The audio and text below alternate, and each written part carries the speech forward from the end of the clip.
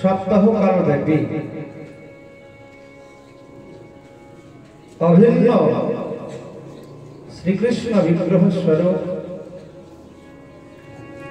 এই শ্রীমদ্ ভাগবত অমর পুরাণ পুরাণ শিরোমণি এই গ্রন্থ আস্বাদনের সৌভাগ্য লাভ করেছে।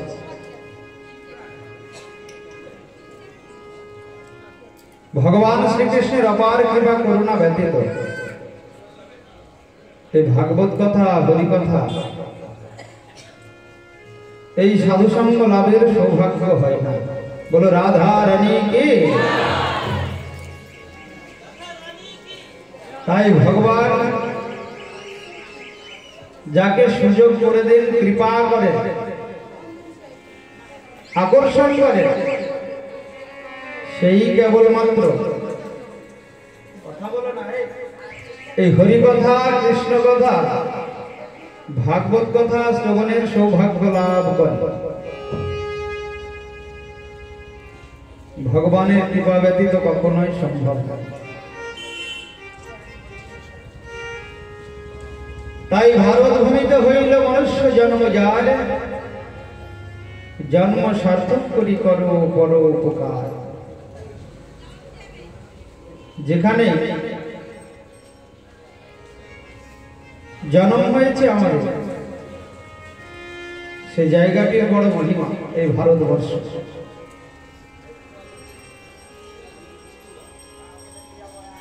ভারত ভূমিকে ঋষিভূমি তপভূমি বলা হয়। ভগবান যতবার অবতীর্ণ হয়েছেন এই ভারত ভূমিতে, ওই জন্য ভারত ভূমিতে যারা জন্মগ্রহণ করেছে শ্রীমদ্ ভাগবত বললেন তারা বড় ভাগ্যবান ভাগ্যবতী। এই শ্রীমদ্ ভাগবত আর ভগবান শ্রীকৃষ্ণের কোনো পার্থক্য নেই। যে গ্রন্থ আস্বাদন করার নিমিত্তে আমরা এখানে উপস্থিত হয়েছি, সর্বাগ্রে গ্রন্থের পরিচিতি প্রয়োজন। এই গ্রন্থটির নাম হল শ্রীমদ্ ভাগবত মহাপুরাণ। ভগবতা উত্তম ইতি ভাগবত। এই ভাগবতের রচয়িতা ভগবানের সপ্তাহেশ অবতার মহর্ষি কৃষ্ণ দ্বৈপায়ন বেদব্যাস। ওই জন্য বলা হয়েছে ভগবতা উত্তম ইতি ভাগবত। শ্রীমদ্ ভগবত গীতা যেমন ভগবান অর্জুনকে লক্ষ্য করে জগতে জীবের মঙ্গলের জন্য তিনি নিজে মুখে বলেছেন, আর এই শ্রীমদ্ ভাগবত ভগবান শ্রীকৃষ্ণ এই সপ্তাহেশ অবতার রূপে ব্যাসদেব হয়ে এই ভাগবত রচনা করেছেন। বলো ভাগবত মহাপুরাণী কি। তাই ভগবতা উত্তম ইতি ভাগবত। এই শ্রীমদ্ ভাগবতে দ্বাদশটি স্কন্ধ, ভগবান শ্রীকৃষ্ণের দ্বাদশটি অঙ্গ। পদ যদিও প্রথম দ্বিতীয় তৃতীয় তুর্য কথিত যদু নাভিস্তথা পঞ্চময়ে ষটভি ভুজন্তর দুর্যুগল তথা কণ্ঠস্তুরাজন নবম যদিও মুখার বৃন্দ দশম প্রফুল্ল একাদশ যস্য ললাট বট্টম শির পিতুদাদশয়ে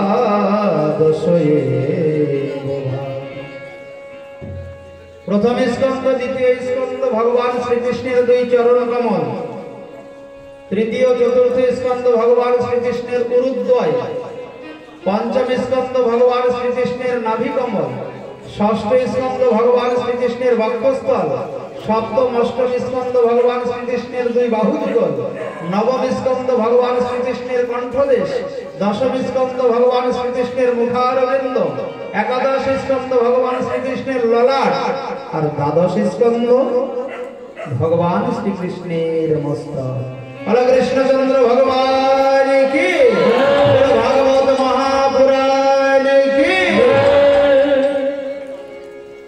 তাই ভাগবতের সামনে বসলে যে ফললাভ হয়, ভগবান শ্রীকৃষ্ণের সামনে বসে ভগবানকে প্রণাম করলে সমান ফললাভ। ভগবান শ্রীকৃষ্ণের চরণে তুলসী দিলে যে ফললাভ হয় মা, শ্রীমদ ভাগবত ঘরে রেখে ভাগবতের উপরে তুলসী দিলেও সমানই ফললাভ হয়। কারণ ভাগবত আর ভগবান শ্রীকৃষ্ণের কোনো পার্থক্য নেই। भगवान श्रीकृष्ण যখন দাপর যুগে লীলা সাঙ্গ করে চলে যাচ্ছে, উদ্ধব ছুটে গিয়ে ভগবানের চরণ ধরে বললেন, প্রভু তুমি চলে যাওয়ার সঙ্গে সঙ্গে কলিযুগের আগমন হবে, কিন্তু কলিযুগ তো পাপাচ্ছন্ন কলিযুগ। এই কলিযুগে একজন ধর্ম তো তিন গুণই তো অধর্ম। কলির যে উদ্ধার হবে কি করে? কলির যুগ তোমাকে পাবে কি করে? কি করে তোমার চরণ কমলে ফিরে যাবে? ভগবান বললেন, উদ্ধব আমি ভাগবত রূপে জগতে থেকে গেলাম, ভগবানের অঙ্গ থেকে একটি জ্যোতি এসে ভাগবতে প্রবেশ করল। ভগবান বললেন, কেউ যদি আমার এই ভাগবতের আশ্রয় নেয়, ভাগবত কথা শ্রবণ করে, ভাগবতকে প্রণাম করে, যেখানে ভাগবত পাঠ হবে সেখানে গিয়ে বসে, তাহলে সে আমায় পাবে। উদ্ধব তার দুর্লভ মানব জন্ম ধন্য হয়ে যাবে, কোনো ভয় নেই। ভগবান নিজে বলেছে, যেখানে ভাগবত কথা হবে, হরি কথা কৃষ্ণ কথা হবে, সেখানে গিয়ে বসলেই ভগবানকে পাওয়া যায়। কারণ তত্রৈব গঙ্গা যমুনা চবেনি গোদাবরী সিন্ধু সরস্বতী সর্বাণি তীর্থানি বসন্তি তত্র যত্রাচ্যুত কথা দরো প্রসন্ন। যেখানে ভাগবত কথা হয় সেখানে যত শ্রেষ্ঠ নদী আছে জগতে, সেই নদী এসে উপস্থিত থাকে। তত্রৈব গঙ্গা যমুনা চ বেনি, গঙ্গা যমুনা ত্রিবেণী সরস্বতী সিন্ধু, যত পবিত্র নদী স্বস্বরূপে এসে উপস্থিত থাকে। সর্বাণি তীর্থানি বসন্তি তত্র যত্রাচ্যুত কথা দর্ব প্রসঙ্গা। হে উদ্ধব, যেখানে ভাগবত কথা হয়, পৃথিবীতে যত তীর্থ আছে সমস্ত তীর্থের আগমন হবে।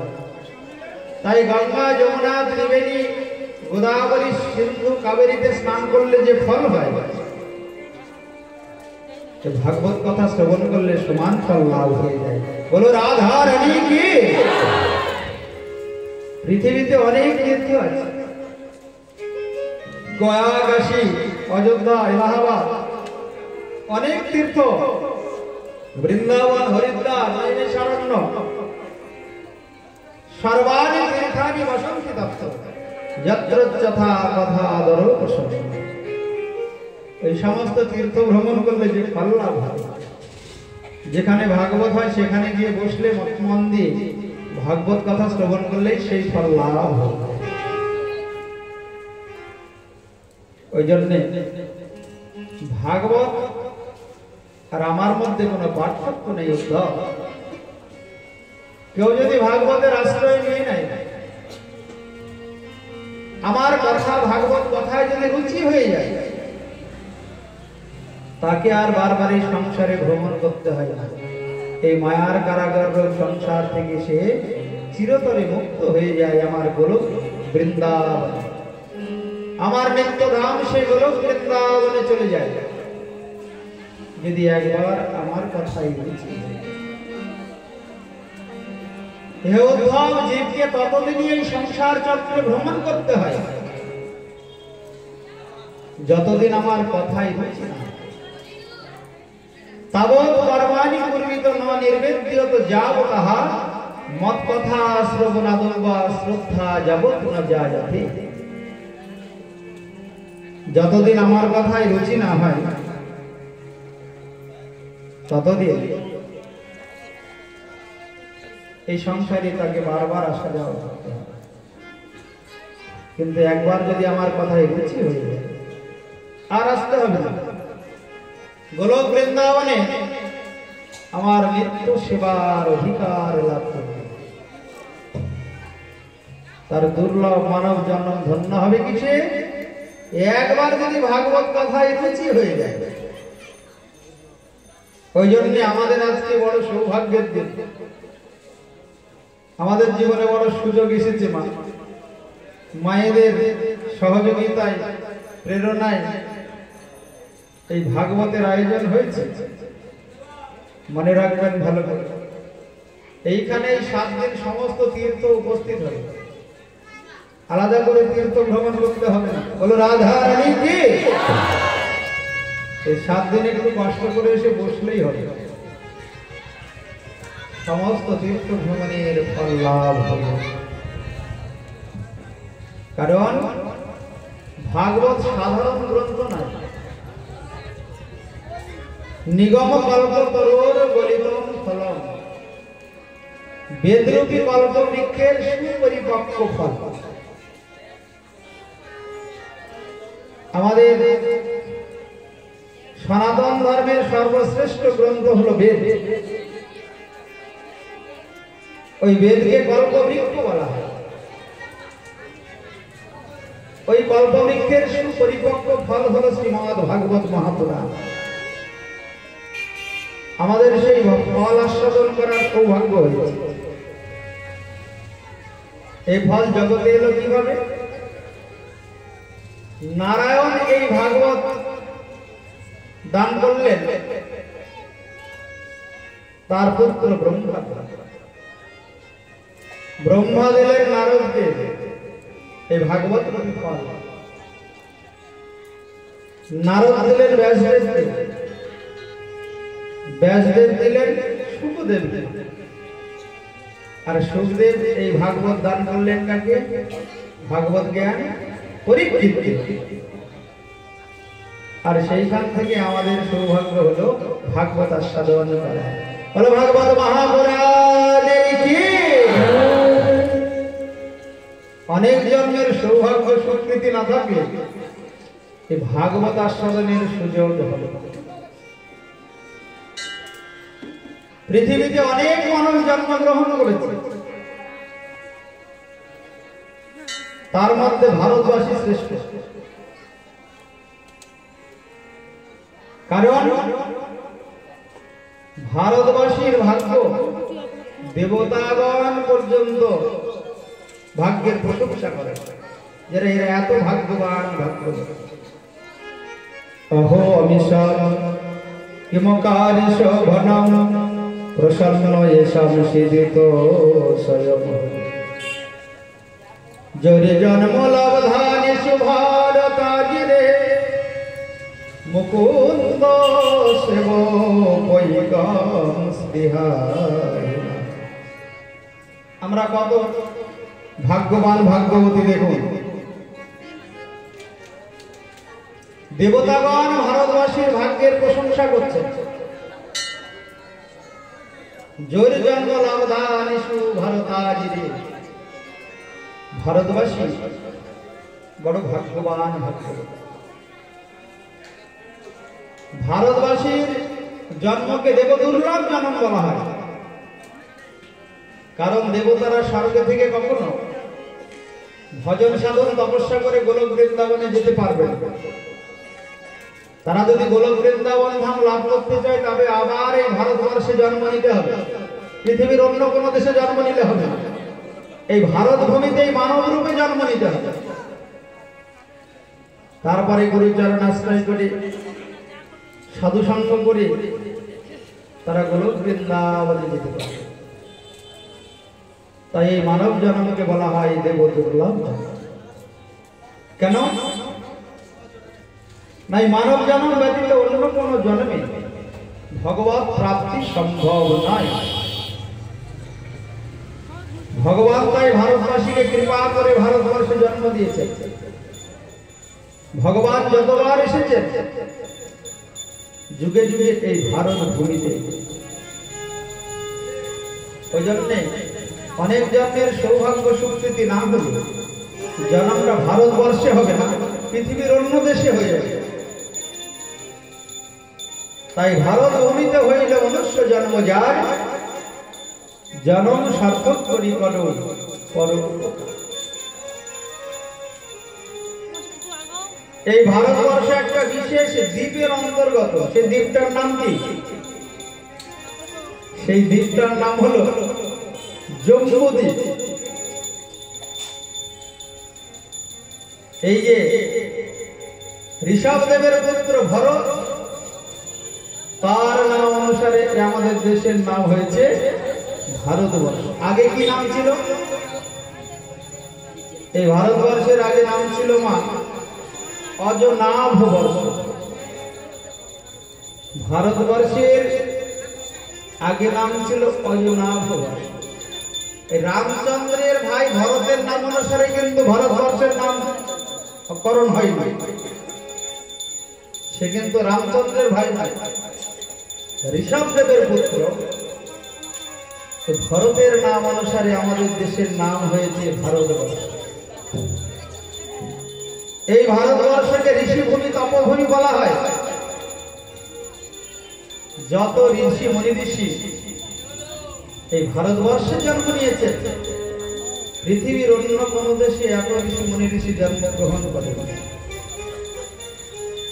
তাই এই ভারতবর্ষকে ঋষিভূমি তপভূমি বলা হয়। সেই দেশে আমাদের জন্ম হয়েছে। কৃষ্ণদাস কবিরাজ গোস্বামী চৈতন্য চরিতামৃতে বললেন, ভারত ভূমিতে হইল মনুষ্য জন্ম যার, জন্ম সার্থক করি করো করো। এখানে দুটো শব্দ আছে বাবা।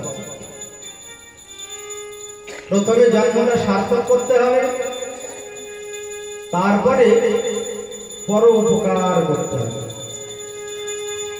তো জন্মটা সার্থক হবে কিসে? ধনী হলে, জমিদার হলে, না বড় ডাক্তার ইঞ্জিনিয়ার উকিল ব্যারিস্টার হলে? বললো যে এতে জন্ম সার্থক হয়। এই মানব জন্ম সার্থক হয় একমাত্র কৃষ্ণ ভজনে। কৃষ্ণ ভজন না করলে কখনোই জন্মটি সার্থক হবে। আর এই কৃষ্ণ ভজন করতে হলে তোমাকে সর্বাগ্রে সর্বপ্রথম গুরুচরণ আশ্রয় করতে হবে। আদৌ গুরু পদাশ্রয় তস্মাৎ কৃষ্ণ দীক্ষাদি শিক্ষণম। গুরুচরণ আশ্রয় ব্যতীত এই দুর্লভ মানব জন্ম কখনোই সার্থক হয় না। তাই ভাগবতের যিনি রচয়িতা মহর্ষি কৃষ্ণ দ্বৈপায়ন বেদব্যাস, তিনিও গুরুচরণ আশ্রয় করেছিলেন। একবার এই ব্যাসদেব পরাশর নন্দন সত্যবতী তনয় বিষণ্ণ বদনে বসে আছেন সাম্যপ্রাস নামক আশ্রমে। তো তো নারদ ঋষি এসে বললেন, ব্যাসদেব কি ব্যাপার, তুমি এইরকম বিষণ্ণ বদনে বসে আছো? তো বললেন, দেখুন আমি অনেক গ্রন্থ রচনা করেছি, কিন্তু আমার জন্মটা সার্থক হলো না। অনেক উপনিষদ, পুরাণ, মহাভারত রচনা করেছি, আমি বেদকে 4 ভাগে ভাগ করেছি, ঋক, সাম, যজু, অথর্ব, কিন্তু আমার মনে কোনো আনন্দ নেই, মনে কোনো সুখ নেই। মহাজন বললেন, মনে আনন্দ পেতে হলে আগে গুরুচরণে শরণ নিতে হবে। বলো রাধা রানী কি? যতদিন না কেউ গুরুর কাছে যায়, গুরুচরণে আশ্রয় নেয়, ততদিন আনন্দের সন্ধান খুঁজে পায় না। আনন্দের সন্ধান কে দেবে?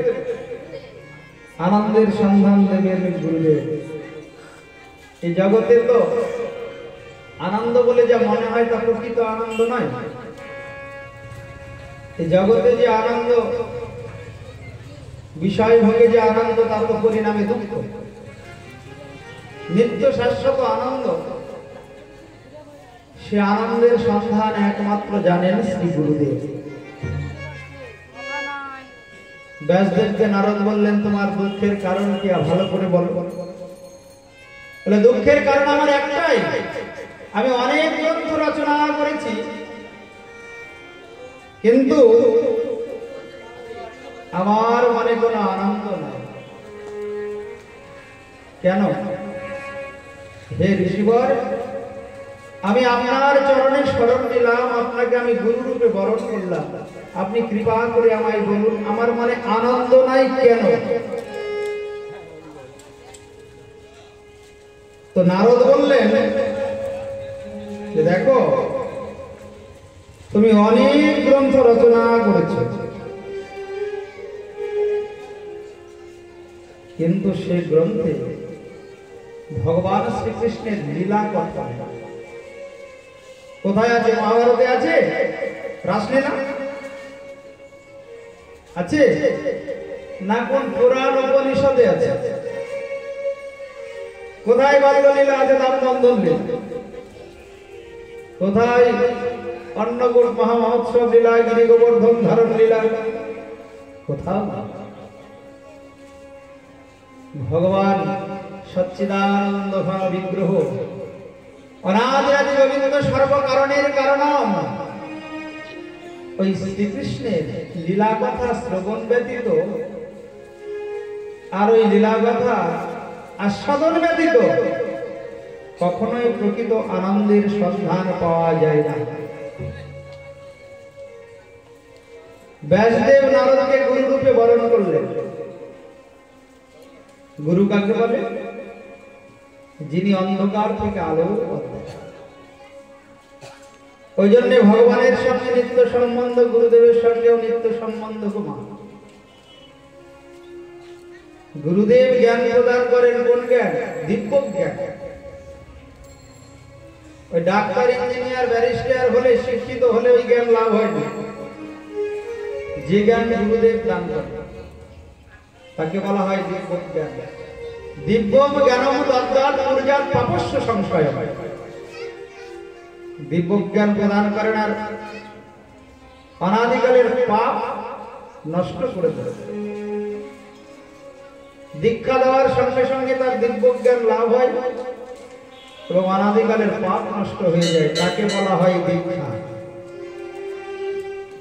গুরুদেব তো সাধারণ কেউ নয়, গুরুদেব হলেন ভগবানের একান্ত নিজ জ্ঞান। কৃষ্ণ কৃপা কি আনন্দ মূরতি, দীনজন করুণা নিদান। নারদ বললেন, কোনো ভয় নেই, একবার যখন চরণে শরণ নিয়েছে, আমি পিতা ব্রহ্মার কাছে যে জ্ঞান পেয়েছি, ভাগবত জ্ঞান, হে ব্যাস, আমি সেই জ্ঞান তোমায় আমি দান করব। নারদের চরণে প্রণাম করলেন। গুরু চরণে যদি কেউ শরণ নিয়ে নেয়, তার আর ভয় থাকে?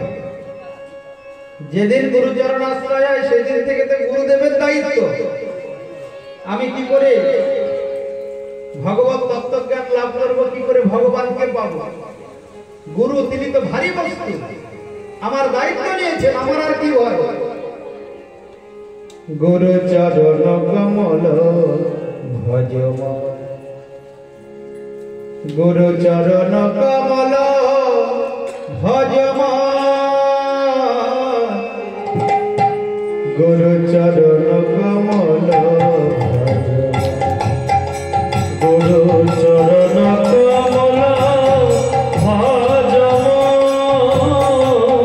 গুরু চরণ কমল ভজম, গুরু চরণ কমল ভজম, চরণ কমল ভজম, গুরু চরণ কমল ভজম, গুরু চরণ কমল ভজম, গুরু কৃপা বিনা নাহি কোই সাধন, ভজ মন ভজ গুরু চরণ কমল, গুরু চরণ কমল ভজম, গুরু চরণ কমল ভজম, কৃষ্ণ কৃপাকে আনন্দ মূরতি, কৃষ্ণ কৃপাকে আনন্দ মূরতি। ব্যাসদেবের আর কোনো ভয় নেই, আমি তো গুরু চরণে শরণ নিয়ে নিয়েছি, আর কি ভয়। ওই জন্য সংসারে যে ততদিনই দুঃখ পায় যতদিন গুরুচরণ আশ্রয় না করে। একবার যদি সৎ গুরুদেবের চরণ আশ্রয় হয়, মনে রাখতে হবে যেমন তেমন গুরুদেবের চরণ আশ্রয় করলে কিন্তু আনন্দের সন্ধান পাওয়া যাবে না। গুরুদেব চার সম্প্রদায় ভুক্ত হতে হবে, চার সম্প্রদায় ভুক্ত হতে হবে।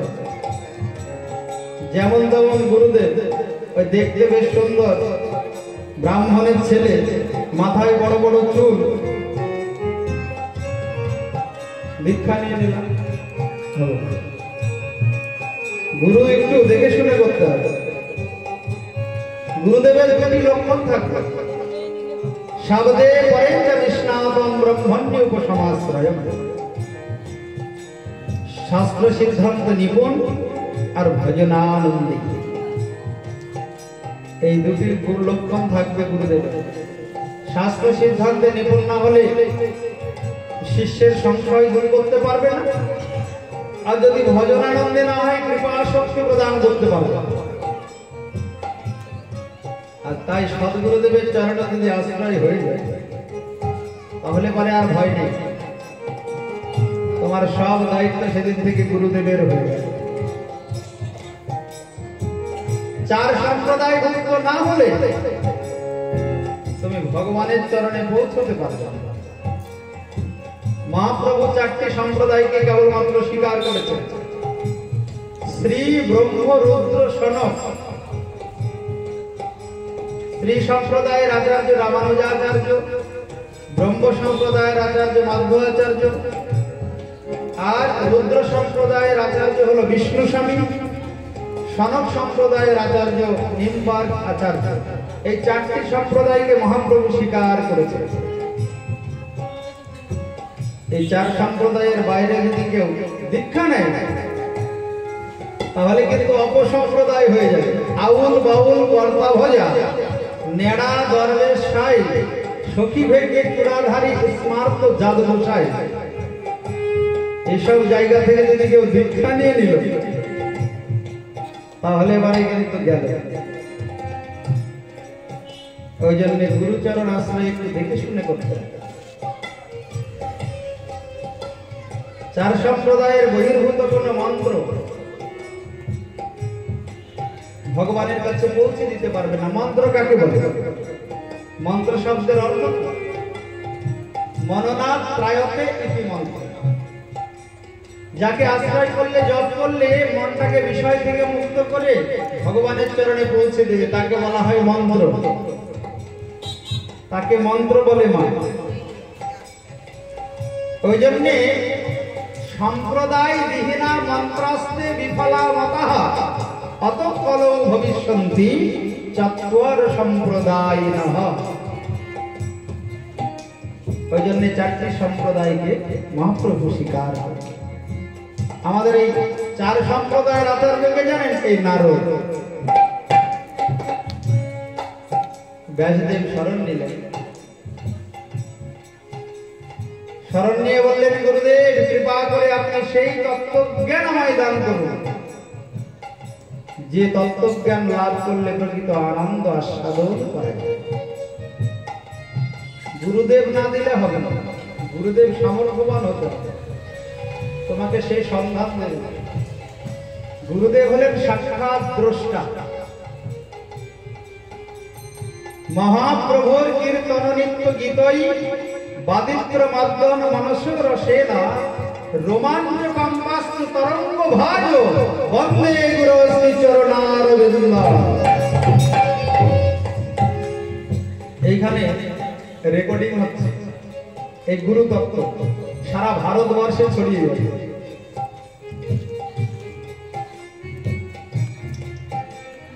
গুরু তত্ত্ব কি? জল যেমন জমে বরফ হয়, তদ্রূপ ভগবানের কৃপা করুণা শক্তির ঘনীভূত প্রতিমূর্তি হলো শ্রী গুরুদেব। করুণা শক্তি ঘনীভূত হয়ে গুরুদেব, রক্ত মাংসের শরীর নয়, ওটা একটা শক্তি। তাই মহাপ্রভু কীর্তন নিত্য গীত বাদিত্র মাধ্যম মনুষ্য রসেনা রোমাঞ্চ কম্পাস্ত তরঙ্গ হয়। যার ভজনে বিকার হয় অষ্ট সাত্ত্বিক বিকার, রোমাঞ্চ কম্প, এই যে অষ্ট সাত্ত্বিক বিকার, শ্বেত বৈবর্ণ, ভজন করতে বসলে অষ্ট সাত্ত্বিক যে ভাব, ওই ভাব যে গুরুদেবের মধ্যে দেখা না যায়, সে কিন্তু তোমাকে ভগবানের কাছে পৌঁছে দিতে পারবে। শুধু ওই ব্রাহ্মণ ঘরে জন্ম নিয়েছে, লম্বা আছে, বেশ মোটা কাটা, গুরুচরণ আশ্রয় করে ফেললাম। যার মধ্যে ভজন শক্তি আছে সে একমাত্র গুরু হতে। আবারও বললেন টিকাকার বিশ্বনাথ চক্রবর্তীবাদ যে দুটো লক্ষণ, প্রথম লক্ষণ না থাকলেও হয়, শাস্ত্র জ্ঞান হয়তো তার বেশি নেই, কিন্তু ভজনানন্দী, ভজন আছে। ওই ভজন শক্তি বলে তোমাকে ভগবানের চরণে পৌঁছে দেবে। কিন্তু ভজন সাধন করে না, শাস্ত্র জ্ঞান আছে তাহলে হবে, তাহলে তাকে সৎগুরু বলা যাবে। ভজনানন্দী হতে হবে। ভজনের আদেশে তার যে বিকার দেখা যাবে, অষ্ট সাত্ত্বিক বিকার, তবে সে চরণে কেউ আশ্রয় নিলে ভগবানের কাছে পৌঁছে দিতে পারে। ভগবান তাকে কৃপা শক্তি প্রদান করবেন, তবে তিনি গুরুদেব। গুরুদেব ভগবান। এবার ভুল করে যদি অপসম্প্রদায়ে দীক্ষা না হয়ে যায় তাহলে কি হবে? মনে করো এই চার সম্প্রদায়ের মধ্যে হলো না, কিংবা শাস্ত্রে যা বলেছে গুরুদেবের মধ্যে তা দেখা যাচ্ছে না। একাদশীতে রুটি খাচ্ছে, তবে গুরুদেব ধূমপান করছে, তারপরে বলে শ্যামা চাল খাও। আবার অনেক গুরুদেব আছে ওই যে খৈনি খায়। গুরুদেব ভাগবত পাঠক, পাঠে ওঠার আগে ওই প্যান্ডেলের পেছনে গিয়ে ধূমপান করে তারপরে ভাগবত বলতে ওঠে, তারপরে পান খেয়ে ঠোঁটটা লাল করে আছে। আমরা বিভিন্ন জায়গায় ভাগবত পাঠে গেলে অনেক শুনতে পাই, এক একটা গুরুদেবের এক এক রকম বৈচিত্র্য ভাব। এগুলি হলে হবে মহাজন যেন বদস্য বন্ধা। শাস্ত্র যা বলেছে, শাস্ত্র মাফিক যিনি জীবন যাপন করেন তিনি হলেন সৎ গুরুদেব। শাস্ত্র মানে আইন গ্রন্থ, ল অফ গড। শাসু অনুশাসনে সংস্কৃতে একটি ধাতু আছে, তার সঙ্গে ত্রয় যোগ হয়ে এই শাস্ত্র হয়েছে। এটাকে কিন্তু সবাইকে মানতে হবে, এর বাইরে গেলে হবে। তাহলে পরে গুরুচরণ আশ্রয় করলে লাভ হবে না বাবা। সদ্গুরুদেবের চরণে একটা জন্ম যদি কেউ আশ্রয় করতে পারে, ভজন করতে পারে, সদ্গুরুদেবের চরণ আশ্রয় করে, তাহলে তার দুর্লভ মানব জন্ম ধন্য। বলো রাধা রানী কি। কিন্তু যদি ভুল করে হয়ে যায়, ওরকম পান খাওয়া, নেশা করা, গুরুদেবের চরণ আশ্রয়, তাহলে কি হবে? শাস্ত্র বিধান দিলেন, পুনশ্চ বিধিনা সম্যক গ্রাহ্যের বৈষ্ণবাদ গুরু, কোনো ভয় নেই। তুমি শোনা মাত্রই বৈষ্ণব গুরুর চরণ আশ্রয়। পুনশ্চ বিধিনা সম্যক গ্রাহ্যের বৈষ্ণবাদ। যদি না করো তার ফল কি? কি ফল লাভ হবে? নরক গতি। যদি সময় থাকতে ওই গুরু ছেড়ে সদ্গুরু বৈষ্ণব গুরুর চরণে আশ্রয় না গ্রহণ করো, তাহলে হবে নরক গতি। অবৈষ্ণব উপদিষ্টেন মন্ত্রেণ নিরয়ং ব্রজে, পরিষ্কার বলা আছে। পুনশ্চ বিধিনা সম্যক গ্রাহ্যের বৈষ্ণবাদ গুরু। অনেক কথা হবে 7 দিনে, আজকে প্রথম দিন তো। আর সর্বপ্রথম গুরুচরণের শরণ না নিলে তত্ত্বজ্ঞান লাভ হয় না, ভগবত কৃপা লাভ হয় না। তাই গুরু তত্ত্বটা সর্বাগ্রে আমাদের ভালো করে জানা প্রয়োজন। যদি কখনো অসৎ গুরু কিংবা অবৈষ্ণব গুরুর চরণ আশ্রয় হয়ে যায়, ভালো করে মনে রাখবে মা। এবার চিন্তা করে দেখবে এইগুলি গুরুদেবের মধ্যে আছে কিনা। যদি না থাকে ভালো, যদি ঠোঁট লাল থাকে তাহলে কিন্তু ওই গুরু সেবা করা যাবে। তারপরে মাঝে মধ্যে গুরু সন্ধ্যা সকালে দুপুরে ধূপ জ্বালাচ্ছে মুখে, ওই গুরুদেবের চরণে কিন্তু থাকা যাবে। তারপরে আবার অনেক গুরু চা খায়। শাস্ত্র বলছে ভগবানকে যা না দেওয়া যায় তা যদি কেউ সেবা করে তাহলে মহা পাপ হয়, অপরাধ। সকালবেলা উঠে চা বিস্কুট ভগবানকে ভোগ দিয়ে দেবে, কেউ দেয়? সেটা যখন দিতে পারছে না তাহলে কি করে গুরুদেব সেবা করবে? এগুলো সব অপসম্প্রদায়, পরম্পরাই নেই ঠিক মতো। ওই সমস্ত গুরুদেবের চরণ আশ্রয় করলে কিন্তু বিশেষ লাভ হবে। সকালবেলা উঠে বলে বাবা আমি তো দুধ চা খাই না। ও তাহলে দুধ চা খেলে দোষ আর লিকার খেলে দোষ নেই? অনেক গুরুদেব বলে হবে না। শুনে রাখুন ভাগবতের কথা। ভাগবত কাউকে ছেড়ে কথা বলে। এ যদি এ জন্মে না হয় আর এক জন্মে কাজে লাগবে, আর এক জন্মে না হয় আর এক জন্মে কাজে লাগবে।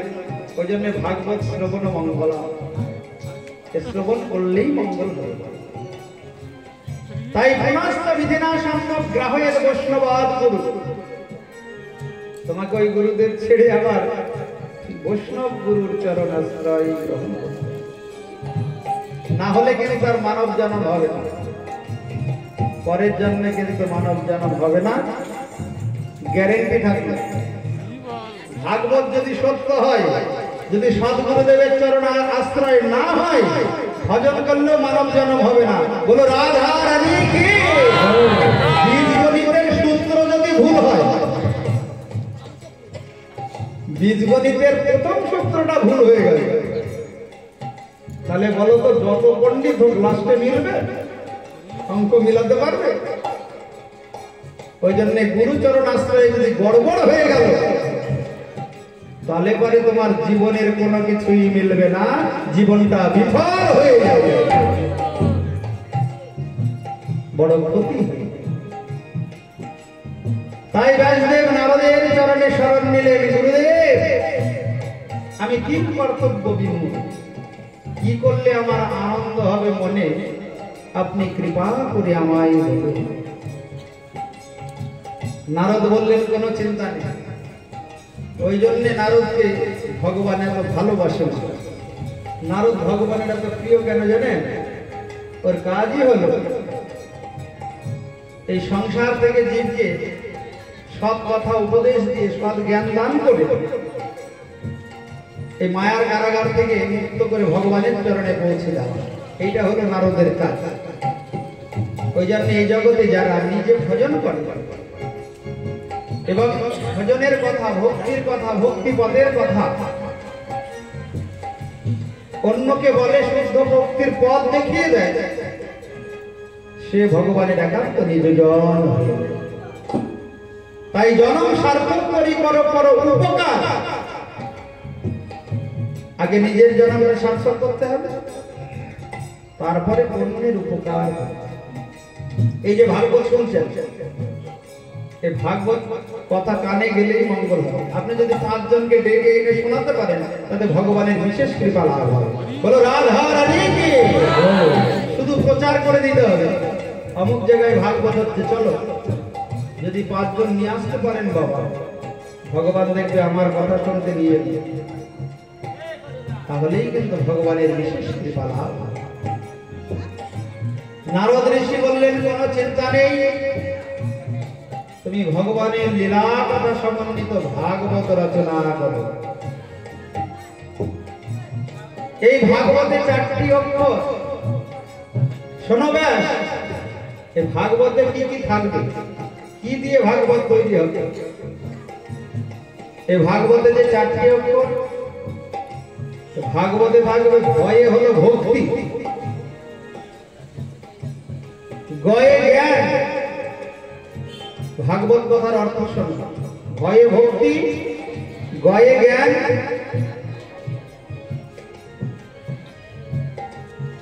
ভাগ বয়ে হলো বৈরাগ্য, আর তয়ে তপস্যা সাধন। যে গ্রন্থে থাকবে ভক্তির কথা, যে গ্রন্থ আস্বাদন করলে ভক্তি লাভ হবে, যে গ্রন্থে থাকবে জ্ঞানের কথা, যে গ্রন্থ আস্বাদন করলে শ্রবণ করলে প্রকৃত জ্ঞান লাভ হবে, যে গ্রন্থে থাকবে বৈরাগ্যের কথা, যে গ্রন্থ আস্বাদন করলে মনে বৈরাগ্য আসবে, আর যে গ্রন্থ আস্বাদন করলে তপস্যা সাধনা করার জন্য মন ধাবিত হবে, তাকে বলা হয় ভাগবত। বলো ভাগবত মহাপুরাণে কি। নারদ এই ভাগবত জ্ঞান দান করলেন কাকে? ওই ব্যাস। বললেন কোনো ভয় নাই বাবা, আমি যে জ্ঞান তোমায় দান করলাম, তুমি এই জ্ঞান থেকে অনেক সুন্দর একটি গ্রন্থ রচনা করতে পারবে, কারণ তুমি সাধারণ কেউ নও, ভগবানের সপ্তাবিশ ক্ষমতা। ওই ভগবত তত্ত্ব জ্ঞান, যে জ্ঞান নারদ পেয়েছিলেন ব্রহ্মার কাছে, সেই জ্ঞান দান করলেন ব্যাসদেবকে। ব্যাসদেব ওই জ্ঞান লাভ করে সমাধিস্থ হয়ে ওই চতুশ্লোকী ভাগবত থেকে 18,000 শ্লোক তৈরি করলেন। সেটাই হলো শ্রীমদ ভাগবত মহাপুরাণ। চতুশ্লোকী ভাগবত জ্ঞান নারায়ণ দিলেন ব্রহ্মাকে, ব্রহ্মা দিলেন নারদকে, আর নারদ ওই জ্ঞান দান করলেন ব্যাসদেবকে। ব্যাসদেব ওই 4টি শ্লোক থেকে সমাধিস্থ হয়ে 18,000 শ্লোক যুক্ত এই শ্রীমদ ভাগবত রচনা করলেন। এই ভাগবতে আছে 335টি অধ্যায়। তাই এই ভাগবত সাক্ষাৎ ভগবানের স্বরূপ। এই ভাগবত শ্রবণ করলে দুর্লভ মানব জনম ধন্য হয়ে যায়। চতুশ্লোকী ভাগবত যখন তিনি দান করছেন ব্যাসদেবকে, বললেন দেখো নারায়ণ এই গান গান করেছিলেন ব্রহ্মাকে। কি বললেন? অহমেব সমেবাগ্রে নান্যদ্যৎ অসৎপরম পশ্চাদেহম যদেতচ্চ অবশিষ্যেত স। ব্রহ্মাকে ভগবান সর্বপ্রথম ভগবত তত্ত্ব জ্ঞান দান করার সময় বলেছিলেন, ব্রহ্মা সৃষ্টির পূর্বে আমি একা ছিলাম, আমার একা আনন্দ হয় না বলে আমার সৃষ্টি করতে বাসনা হলো। তারপরে কিন্তু আবার আমি একা হয়ে যাবে, জগতের জীবগণ সৃষ্টি হবে, তুমি সৃষ্টি করবে, আমি লীলা করব, তারপরে আবার জগৎ প্রলয় হয়ে যাবে, আবার আমি একা হয়ে যাব। যত জীবগণ আমি সৃষ্টি করব সব আমার চরণে এসে উপস্থিত। বলো কৃষ্ণচন্দ্র ভগবান কি। আচ্ছা, আমরা তো ভগবান থেকে এসেছি, আমরা আনন্দের অংশ। ভগবান আমাদের এই সংসারে পাঠালেন, এটা কি ভালো জায়গা? কি গো মা? এই যে সংসারে এত দুঃখ, এত জ্বালা, এত অশান্তি কেন পাঠালেন ভগবান? আমরা তো তার চরণ কমল থেকে এসেছি, না পাঠালে ভালো আনন্দে থাকতে। ভগবান কেন আমাদের সংসারে পাঠিয়েছে শুনুন। বিশ্বনাথ চক্রবর্তী বাদের টিকা থেকে আস্বাদন করতে হবে আমাদেরকে কেন পাঠিয়েছে ভগবান। ভগবান আমাদের এই সংসারে জ্বালার সংসারে পাঠালেন কেন? না,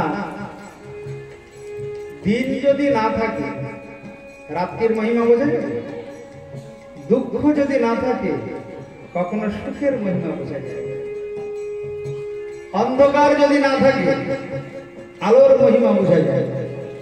তদ্রূপে দুঃখের সংসারে ভগবান আমাদের পাঠালেন কেন? দুঃখ যদি আমাদের জীবনে না থাকে, দুঃখ কি আমরা যদি না বুঝি, তাহলে ভগবান যে কত সুন্দর, ভগবান যে কত মধুর তা আমাদের আস্বাদন হবে। উদরে যদি ক্ষুধা না থাকে তাহলে আপনাকে যত ভালো কিছুই খেতে দিক না কেন ভালো লাগবে। কেন ভগবান আমাদের এই সংসারে পাঠালেন? এই দুঃখালয় অশাশ্বতম সংসার, এখানে সার বলতে কিছুই নেই। যতই দায়িত্ব কর্তব্য পালন করো আর ভালোবাসো, লাস্টের বেলায় দুঃখ ছাড়া কিছুই পাবে না, শেষে দুঃখটাই উপহার পাবে। ধনী মানের রাজা পণ্ডিত যেই হোক না, যাওয়ার সময় একটা বড় সৈন্য পাওয়া যায়, খুব মন দিয়ে সংসার করেছি গো, সকাল থেকে রাত্রি পর্যন্ত খুব কাজ করেছি, কি হবে? কি লাভ হবে? কিছুই লাভ হয় না, ওই পরিণামে দুঃখ। ভগবান এই দুঃখের সংসারে পাঠালেন কেন? ওই তাকে আস্বাদন করার জন্য। সে যে কত সুন্দর, কত মধুর, কাছে থাকলে আস্বাদন হবে না। একটা বড় লোকের ছেলে যদি অনায়াসে টাকা পেয়ে যায়, তাহলে কি টাকার মূল্যটা বুঝবে জীবনে? বুঝবে না। তাই ভগবানের কাছে থাকলে ভগবানকে বোঝা যাবে না, সে কত সুন্দর, কত মধুর। তাই ভগবান এই সংসারে পাঠালেন। সংসারে দুঃখ আছে, বিপদ আছে, অশান্তি আছে, জ্বালা আছে। যার জীবনে যত দুঃখ, যত বিপদ, সে তত তাড়াতাড়ি ভগবানের স্মরণ করে, ভগবানকে ভালোবাসে। তাই কুন্তী দেবী বলেছিলেন, প্রভু তুমি আমাকে বিপদ আর দুঃখ জগতে যত আছে সব দাও। কাউরি জীবনে যদি দুঃখ না থাকে, বিপদ না থাকে, কষ্ট না থাকে, সে কখনো তোমাকে বোঝে না, তোমার চরণে আসে না, তোমার সেবা করে না, তোমার নাম করে না। विपदः शान्तनः सचत्तत्र जगद्गुरु भवत दर्शनम यत्सात् किम अपनार भव दर्शन। जगते যত দুঃখ আছে তুমি আমায় দাও। ওই জন্য যারা ভগবানের ভক্ত হয় যত জীবনে দুঃখ আসে তত আনন্দ পায়। আহা প্রভু তুমি তোমার চরণে নিয়ে তাড়াতাড়ি নিয়ে যাওয়ার জন্য আমাকে দুঃখ বিপদ অশান্তি দিয়েছো। ভক্ত যে সব কখনো দুঃখ পায় না। যারা অভক্ত তারা কি করে, ভগবান যখন একটু দুঃখ দেয় বিপদ দেয় ভগবানের সেবা বন্ধ করে দেয়। আলেখ্যটা উল্টিয়ে রেখে দিল, তোমার সেবা করে আমার স্বামী মারা গেল, কেন সেবা করতে যাবে? ফটো সেবা না করে উল্টিয়ে রেখে দিল। এটা ভগবান আমাদের এই জগতে পাঠিয়েছেন এই যে দুঃখালয় শাশ্বতম সংসার, এই দুঃখের সংসারে এসে তার ভজন করার। অভাব না থাকলে কোনো চেষ্টা করবে কিছু লাভ করার? আমাদের সংসারে যখন আমরা দেখব কোনো কিছুতেই সুখ নাই, তখন সুখ পাবার জন্য খোঁজ করবো কোথায় ভাগবত হচ্ছে, কোথায় সাধু সঙ্গ হচ্ছে, কোথায় ভক্ত সঙ্গ হচ্ছে, আমরা ছুটে যাব। আমাদের সংসারে যদি সুখ থাকতো আমরা এখানে আসতাম? কি গো মা, সুখ প্রকৃত সুখ আনন্দ নেই বলেই তো আমরা এখানে এসেছি। তাই ভগবান আমাদের এই সংসারের মাঝে পাঠিয়েছে। এ ঘোর সংসারে পড়িয়া মানব না পাই দুঃখের শেষ, সাধু সঙ্গ করি হরি ভজে যদি তবে অন্ত হয় ক্লেশ। সংসার অনলে জ্বলিছে হৃদয়, অনলে বাড়ায় অনল, অপরাধ ছাড়ি লয় কৃষ্ণ নাম, অনলে পড়য়ে জল। অনল মানে কি? অনল মানে আগুন। যত দিন যায় জ্বালা বাড়ে না কমে, সমস্যা বাড়ে না কমে কমা। মনে হয় যেন মেয়ের বিয়েটা দিলে ঝামেলা কমবে। ও বাবা, যেই মেয়ের বিয়ে হয়ে গেল 10 গুণ বেড়ে গেল ঝামেলা। বৌমা আনলে মনে হয় ঝামেলাটা একটু কমবে। যেই বৌমাটি এলো বলে যে মঠে এসে মাঝে মধ্যে আমাদের অনেক ভক্ত বলে, বাবা এই বৌমা না আনাই ভালো ছিল। এখন বৌমা এনে যেন ঝামেলা বেড়ে গেল। তাই যত দিন যায় জ্বালা বাড়ি ছাড়া কমে না। এটা সংসারের নিয়ম। এই সংসারের এই নিয়ম আমরা তৈরি করিনি, স্বয়ং ভগবান এই দুঃখালয় শাশ্বতম সংসার তৈরি করে আমাদেরকে পাঠিয়েছেন। কেন? তোমরা আমাকে বোঝো, আমাকে দেখো, আমার নাম গুণ কীর্তন করে দেখো, প্রকৃত আনন্দ পাবে। সংসারের মাঝে যদি প্রকৃত আনন্দ খুঁজতে যাও, লক্ষ কোটি জন্মেও আনন্দের ঠিকানা খুঁজে পাবে না। বলো রাধা রানী কি? তাই তোমরা আমার চরণে শরণ নিয়ে নাও। আমার চরণ হলো অভয় চরণ। এই চরণে শরণ নিলে কোনো ভয় থাকবে না। একবার যদি শরণ নিতে পারো সমস্ত দুঃখ দূর হয়ে যাবে। বোঝা গেল মা, ভগবান আমাদের কেন পাঠিয়েছেন সংসারে? এই দুঃখের সংসারে শুধু তার ভজন করার জন্য। অভয় চরণ নারবিন্দরে ভজ হুরে মান শ্রীনন্দের নন্দন, অভয় চরণারবিন্দরে ভজ হুরে মান শ্রীনন্দের নন্দন, অভয় চরণারবিন্দরে।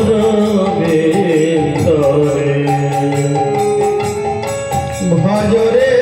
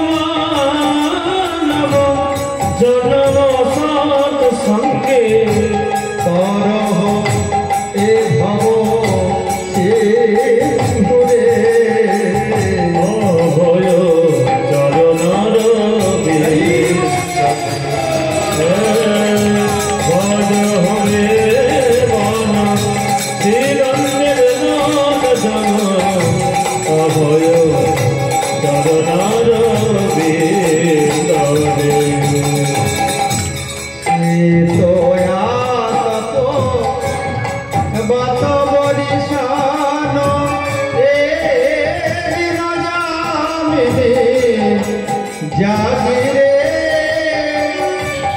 এ দিন জামিনে জাগিরে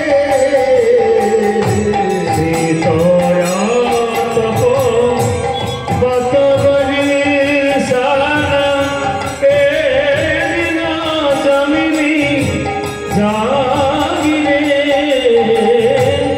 বিফলে সে দিন কৃপণ দুর্জন মনে বিফলে সে দিন কৃপণ দুর্জন সফল সুখ লাভ লাগে অভয় চরণার ভিতরে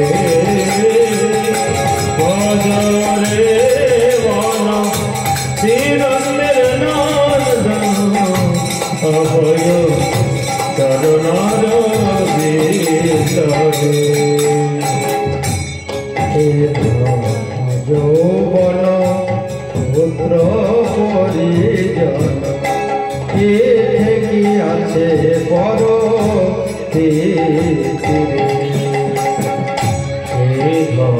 যৌবন পুত্র পরিজন পিঠে কি আছে পর এ ধন যৌবন পুত্র পরিজন এ কি আছে পর রে আছে পর ধন যৌবন পুত্র পরিজন ইতে কি আছে পর রে ইতে কি আছে পর রে